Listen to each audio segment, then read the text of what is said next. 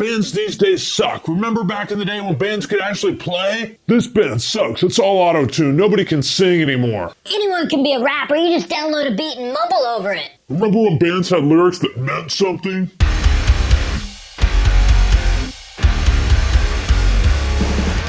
What's up, everybody? I'm Finn McKenty. This is the Punk Rock NBA, and maybe you have heard people say some of those things, but are any of them actually true? Is music now actually worse than it used to be, or is that just stuff you hear from angry nerds that are out of touch? That is the question that I'm going to try to answer in this video, and spoiler warning, my answer is no, absolutely not. Music is better now than it ever has been. However, there is some truth to those criticisms. Those people may be angry nerds, but they do have some valid points, and I'm going to address those in this video. But first, I want to thank Raid Shadow Legends for sponsoring this video.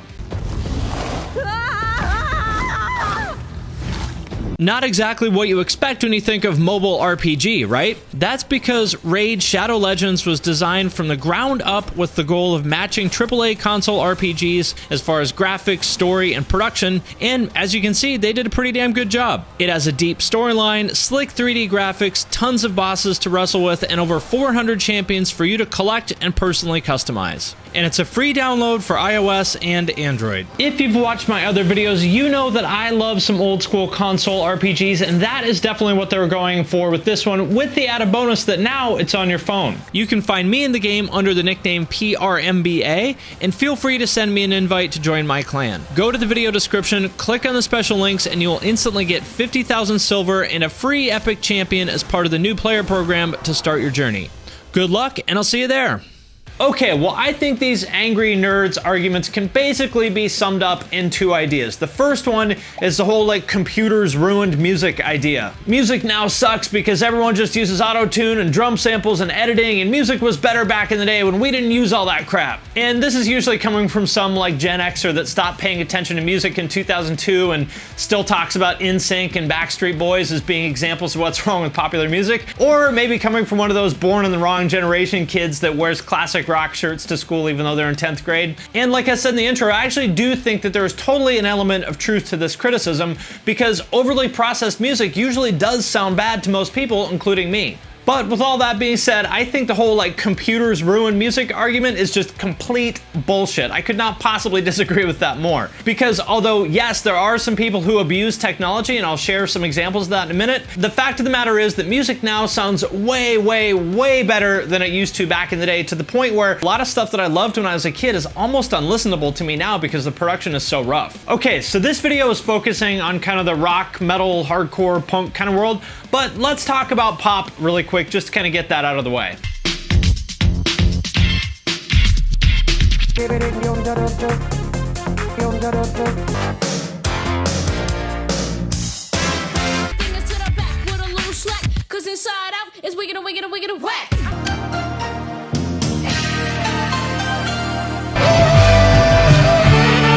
Like, is that really anybody's idea of, like, man, music used to be great, remember that stuff? What happened to saxophone solos? Alright, well, enough said about pop. I mean, I think we can all agree that as much fun as it is to drag out the 80s and 90s pop hits for, like, the work Christmas party or whatever, a lot of that stuff did not age particularly well. And although a lot of you guys probably don't want to admit it, if we're being honest, I think the same is true for a whole lot of older metal and punk and hardcore. Let me give you a few examples. Here's what, like, a big budget hardcore album sounded like in the 90s.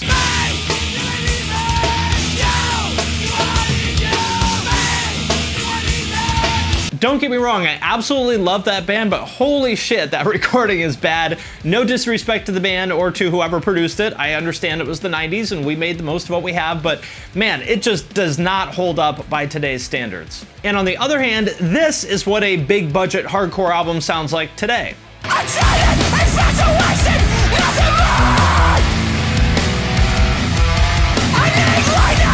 okay, well, you might be saying, well, of course it sounds bad. It's hardcore. Hardcore's not supposed to sound good. And also, you're just cherry picking. You picked one really bad recording from back in the day and compared it to a really good one from now. That's not fair. Fine, well, let's look at another example from a genre that I think is maybe supposed to sound a little bit better than hardcore, which is pop punk.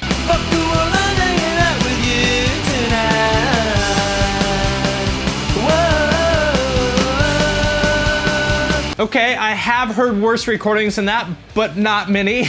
And on the other hand, here's an example of what I would say is like a comparably popular pop punk band from today.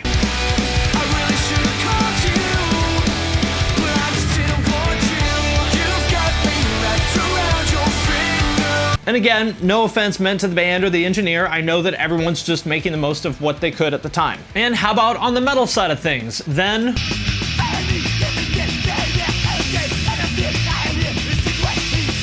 versus now.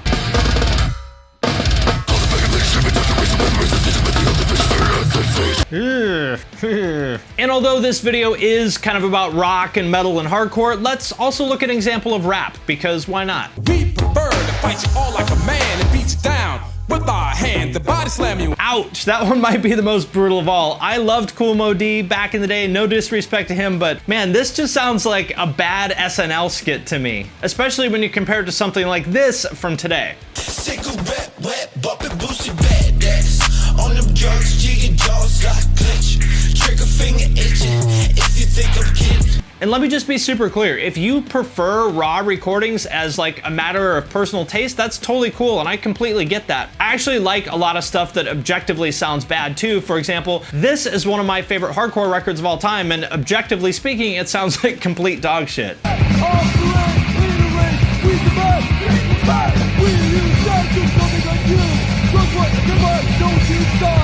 But I think my point stands. Regardless of personal preference, if we're talking objectively, the average band today sounds just head and shoulders better than the average band of the 80s and 90s, because we're just better at making music than we used to be. People now can play better than they used to, the gear is better, recording techniques are better. Just objectively speaking, we are better at producing music today than we were back in the 70s, 80s, or 90s. So why do people keep bringing up this whole idea of computers ruin music then? What's their beef? Well, I think there's really two specific things that they keep bringing up as evidence that computers ruin music. So the first one is vocal tuning, or as most people think of it, autotune. Just so you know, autotune is one particular piece of software that people use to tune vocals, but there's lots of other ones. There's one called Melodyne. Every piece of recording software kind of has their own way of doing it. I'm gonna call it autotune for the sake of this video because that's how most people know it. So what people say is nobody can sing anymore, it's all autotune. The idea being that back in the day, bands could actually sing, but now they can't because everyone just uses autotune to fake it. For example, this asshole. A lot of people work really, really hard for their dreams, but it's not meant for everybody. That's why you use autotune and I don't. Actually, Of course she uses autotune. Literally everybody does. If there's any melody whatsoever in the vocals, basically unless you are doing like gore grind or brutal death metal or something, if there's any melody at all in the vocals, they're going to be auto-tuned at least to some extent. And by the way, if you've never seen vocal tuning in practice, here's what it actually looks like. So if you just do this, When we weren't in the same place. it sounds cool, but what I'm gonna do is probably back it off a little. I wanna get, it's like, I don't wanna tune it. It's almost like intonating. It's almost like catching it. I wanna keep the natural nuances of it without warping it. When we weren't in the same place. I love that, so we're gonna move on. But here's the thing, there is no plugin, no amount of auto-tune or Melodyne or, you know, reverb or anything like that that's gonna make a shitty singer like me into a good one. That's just not how it works. It's actually very easy to prove that this is true. Think about it. If auto-tune, which is, I don't know, $200 or $300, it's pretty affordable to just about anybody. If auto-tune could make anybody sound like Mike Patton or Ariana Grande, if it was that easy, well then why doesn't every vocalist sound as good as they do, right? It's not as simple as just throwing auto-tune on there. when you look into my eyes, you make me feel so.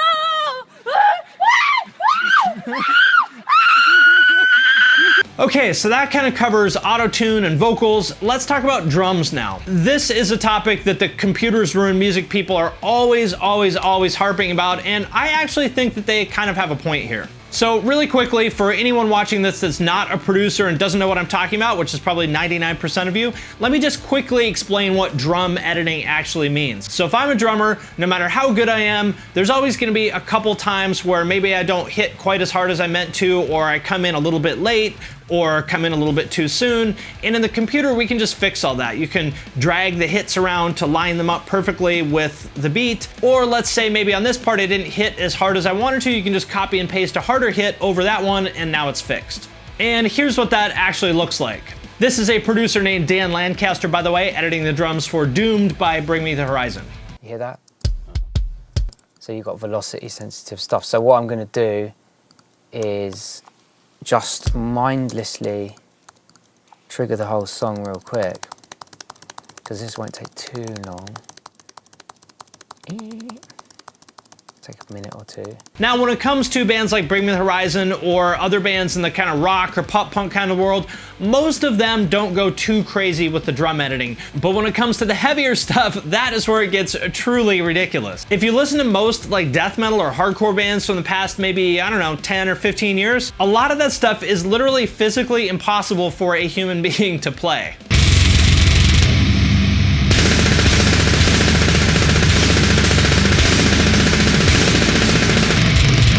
First, let me play you this Cryptopsy song from, I think, 1994.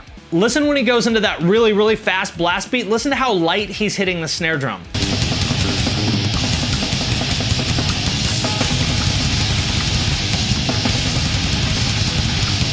It's simple because that's physics, right? The faster you play, the lighter you hit. That's how it works. And even though it's imperfect, I actually think it makes the song sound better because like I can feel him straining to play that fast. But these days they would never let that happen on 99% of death metal records. Most producers these days would edit that snare to sound inhumanly perfect like this. Welcome to my Literally no human can hit that hard while playing that fast. It can't be done. And it's very distracting to me to hear that. It just takes me out of the song and makes me realize that what I'm hearing is not a human being playing drums, but drum samples pasted in. And the ironic part is that in the case of this band, these guys can play their asses off. There was no need to fuck with it. Like, if it ain't broke, don't fix it.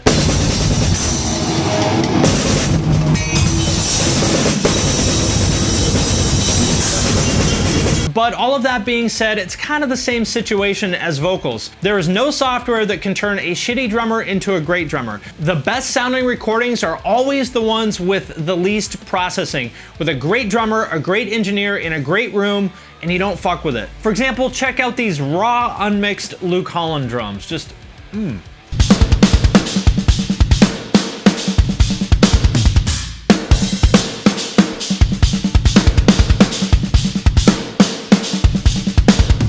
There is no plugin or piece of software that can fake that. The only way you can get a recording that sounds that good is from a human being. All right, so what's the verdict? Well, despite the fact that some people can and do abuse technology in the studio, I think it's clearly made music better. The average band now sounds way, way better than the average band from 15 or 20 or 30 years ago.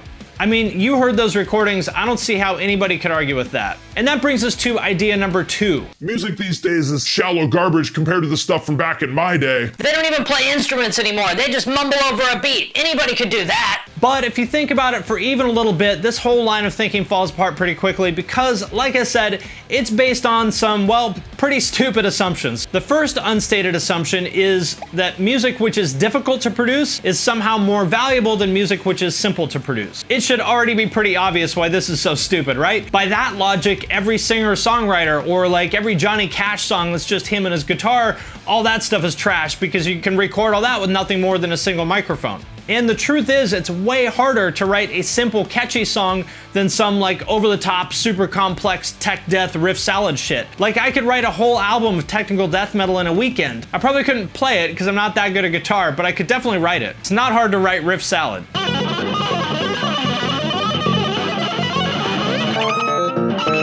So it's funny to me that the elitists always say shit like, that stuff takes no effort. Anybody can shit out that garbage you hear on the radio. But they never actually do it. Prove me wrong. Show us how easy it is. Go write a hit song, get rich, and then spend the rest of your life making tech death albums with all the money you made. Or, wait a minute. Maybe it's actually not that easy. Maybe that's why they don't do it. Maybe they're full of shit. And the second kind of unstated assumption here is, Old school rock and metal really meant something, not like the shallow garbage you hear these days. Again, this one makes absolutely no sense. This whole idea is based on some very, very, very selective cherry picking of the worst stuff from today compared to the best stuff from the past. In rap, it was all about social awareness. It was about a lot of social consciousness, but as of late, it has become all about partying, all about sex, and all about bragging. How you could fuck that bitch just because you have a gold tooth. First of all, yes, there's definitely plenty of shallow, crappy music being made today by people who are just chasing the latest trend, don't give a shit about the art at all, and really just want the fastest possible route to getting famous. That is totally true, and it's been true about music forever. It's just that when it comes to older music, our natural tendency is to remember the very, very, very tiny portion of it that was great and forget about all the rest of it that was crap. Well, let me just remind you that in the 80s and 90s, which according to these people were like the glory days for music, for every great band like Korn or Nirvana or Slayer, there were 1,000 bands like these.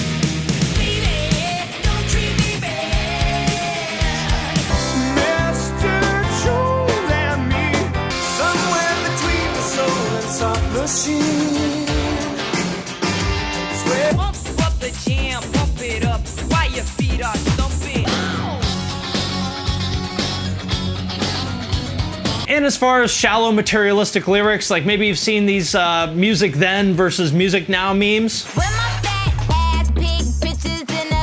Again, this is cherry picking because I could very easily just reverse it like this. The fact of the matter is that you can go back to any time you want in music and you can find examples of artists with like great, brilliant ideas, and you can find examples of artists talking about really, really dumb shit. For example, let's go back to the real old school. Let's go back to the 1700s when Mozart wrote a song called Lick Me in the Ass.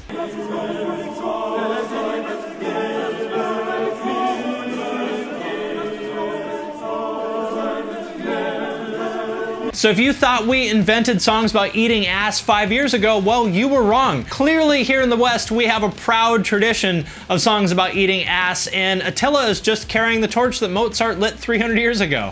And as far as lyrics about drugs and partying, well, I don't know, Jimi Hendrix, the Beatles, this is not a new thing. So the bottom line is this: as far as music these days being garbage because it's full of idiots writing vapid, shallow songs who only care about partying and looking cool, well, I hate to break it to you, but that has always been part of music, and it probably always will be. Okay, well, I've gone on long enough. Let me wrap this up by just really directly answering the question that I asked in the title of this video. Does music now suck compared to music from back in the day? My answer is fuck no. I think music now sounds better than ever in terms of production. I think musicians are doing things that are more interesting and innovative and genre bending than ever before, and I think it's awesome. And also, I love the fact that it's easier and cheaper than ever to make music because I want everybody to have access to that. I remember when I was a kid, the idea of recording a song in anything higher quality than like a Radio Shack cassette recorder was just a complete fantasy because nobody could afford that. And now there's 14-year-olds making stuff on their parents' computer. They're putting out 10 songs a week. And if we're being honest, some of the stuff these 14-year-olds are making is better than the stuff that I was listening to back in the 90s. Because music is no different than any other art form or discipline. It evolves over time. And if you ask me, people are way better at making music now than they were 20, 30, 40 years ago. And just a quick note, if anybody is thinking this is shots fired at like Rick Beato or Glenn Fricker or anybody else, that is absolutely not the case. This is not directed at any one person. This is just kind of my thoughts and some stuff that's come up a lot in the comments on my channel. So this is not directed at them or anybody else in particular. And for the record, I think both of them do an awesome job on their channel. I've learned a lot of things from both of them. All right, well, that's it for me. Let me know in the comments what you think as far as how music may be better or worse than music from 20, 30, 40 years ago. Let me know what you think in the comments. Before I let you go, I want to quickly thank everybody who supports me on Patreon at the True Cult level or above. Alexandra C, Andy B, Anthony C, End of May, Jeff W, Jordan H, Justin H, Luke S, Michael B, Militant Me, Nick G, Ridley H, and Ryan W. You guys are true cult fans, and I appreciate your support very much. You have my undying, eternal gratitude. And if you are interested in supporting me on Patreon, you can check it out at the link in the description. Patrons get a bunch of perks like an audio-only feed of the videos, members-only Discord, bunch of other stuff, so you can check that out at the link in the description. And with that, I'm gonna sign off for now, but I will see you next time.